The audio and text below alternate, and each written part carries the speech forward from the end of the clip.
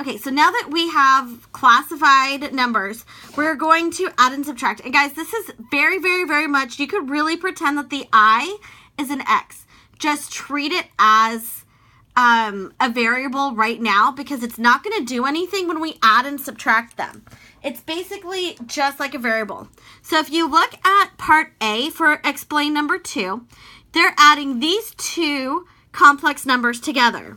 So what they've done is they've regrouped the real numbers and the imaginaries, and they've added. So negative 7 plus 5 is a negative 2.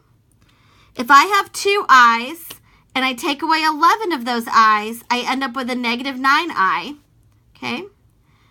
Now that everything's been simplified, we can take out those last parentheses. So negative 2 minus 9i, and we're done. That's all we have to do. So we're going to do part B, and then we're going to do 7 and 8. So part B, if you take a look at it, it's almost the exact same thing, except we're subtracting two things. So I'm going to take the 18 first, and I'm going to subtract a positive 2. So 18 minus 2. And then I have a 27i out in front. And I'm subtracting a positive 3i. That's why they have a subtraction sign. Okay? Then I'm just going to do inside the parentheses and solve. So 18 minus 2 is 16. I have 27 i's. I'm taking 3 of them away. So I'm left with a positive 24i. And that's it. We're done. So let's look at 7 and at 8. So I like doing this. So I like boxing so I can kind of classify things out. So I'm going to put my boxes together. This says 17 minus sign, a positive 9. Okay. And I'm going to add to it my i's. So here is negative 6i minus a positive 10i.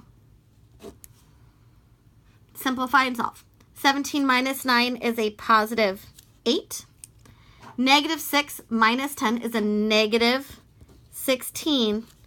And there was an I attached to it. We're done. Okay. The next one, I had a positive 16 plus sign, a negative 8. I have a positive 17i plus a negative 12i.